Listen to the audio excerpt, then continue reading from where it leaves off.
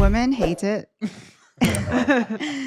They'll say something like, this is misogyny, or understanding what submission is in the context of a healthy relationship. They think submission and they think, oh, being a slave or lowering yourself for a man or being at his beck and call or having no opinions. When submission in a relationship isn't about that at all, it really means that you're just trusting a man's leadership and that you respect him to the point where even when you have disagreements, you're not nagging, you're not shouting at him, you're not emasculating him. So when women understand that, then the word in itself, submissive, it triggers people. So I know you said, you mentioned you had to deprogram a lot of that stuff. What was like the turning point for you? The turning point for me was when I built my own business. I scaled it very successfully. And because I got so much praise for it, I kept thinking, okay, my value to a man comes from how much money I make. The more money I make, the more they're going to see me as different from the other women. So the turning point for me was when I looked at my history of dates and thought to myself, why is it that no men like me? What if it's not the man's fault? What if it's my fault? So then I started reading books on dating and books on men so I could understand men and women. And the common theme that kept coming up was that masculine men don't like masculine women. They like a woman who's in touch with her feminine and a woman who's open to receiving. So then I started making those changes in myself. And that's when I actually got a boyfriend. That's really powerful because most women don't do that. They don't do that self-reflection. They don't read, and most people don't read the books about relationships. But most people want a healthy, successful relationship, but they never research or read books on healthy, successful relationships. And most women want a man that is able to lead. They want a masculine man, but then if they're not going to be submissive to somebody who's leading, then it doesn't actually make sense if they're not going to be submissive. So if a woman is like, okay, well, I don't want to be submissive, well, then what you're saying is you want a man that is equal or below you. Yeah. But then they'll go, no, but I need a man that makes 6 figures. But you don't make 6 figures, so this doesn't actually make sense. Yeah. Not to mention, submission is a very beneficial thing for the woman too.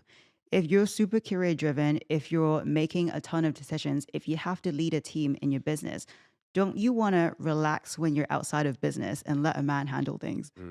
Like, I also think, like, to add on to what you said, people suck at taking accountability. We always ask ourselves, like on my TikTok, so I post like dating stuff for women. A lot of women will comment saying, oh, where do you find your boyfriend? Where can I find these men? All men are trash. But no woman saying, what do I need to do in order to attract a better quality man? It's like submissive. There's only one person can drive a car at a time, so you can't grab the wheel off of them.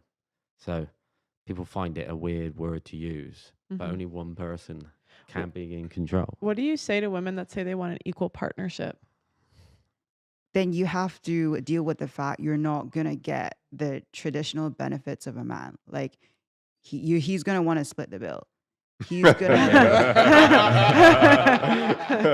Love that. Like, it's true, right? Like, if you want to be equals with a man, then don't expect the benefits that a masculine provider man is going to give you. You can't have something without giving something else back. Absolutely. Do you know, to add to your point, right?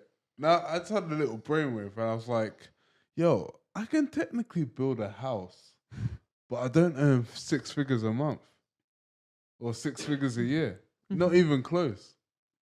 But it's the type of women that goes for the 6 figures men. It's not every woman that has that mentality of like, I need to have a man that has 6 figures.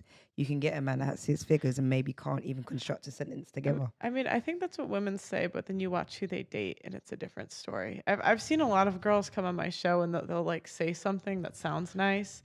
And then after I'll look at their dating history and maybe he's not rich, but he sure as hell is quite handsome and like top 10, 20%. And so maybe it's not rich, but like, yeah. I mean, not to disclose any information or that's any too sus about me, but up until like a year and a half ago, I didn't have a bed. But yet I was still engaging with sexual activities with women. To the point where they were like, you should get a bed. I'm like, yeah, I will get a bed. Not right now, because I don't need one. I'm not in a relationship. It wasn't until I got into a full-on relationship where I was like, yo, I could marry you tomorrow and not feel no type of way about it. I don't care what my family say. I don't care what they got to say. I'm in love with you, and you are, in terms of the roles of the relationship, like, she was willing to learn, I was willing to learn, and she was feminine, and I was masculine. Yeah. You know what I'm saying? Like, for example, I would finish a hard day at work, she would finish a hard day at work. My house or your house? Your house. Okay, cool. Yeah. I get round there, food's cooked, my favorite lemon drizzle cake, whatever. And then, you know what I mean? It was feminine. And if she come to mine, I do the same thing. Because that was our roles in the relationship. In the sense of we don't live together, but if I'm coming to your abode, you cater for me. Yeah. Do you know what I mean? So in that sense, I was like, yeah, life is good. Why don't I need a bed for? That mattress on the floor is good. That bed soon came when that woman came to the. Hey! She said what? She said one line. I said, okay, cool. Next day, I'm on eBay looking for beds. You know.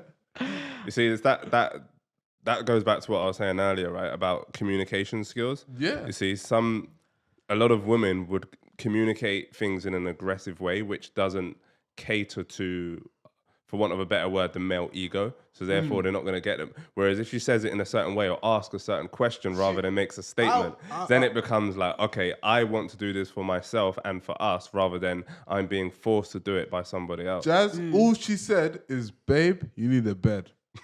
That's it. That communication thing, I don't think a lot of people are very honest in relationships anymore. It's like, I was dating this girl for about 3 weeks. I was seeing her on the weekend before she moved away. And for the first 2 weeks, she said the words, no, I don't want to have sex. She said, is it okay for we not to have sex? And the second one, she said, is it all right for us to never have sex? And I said, what, never? That's a long time.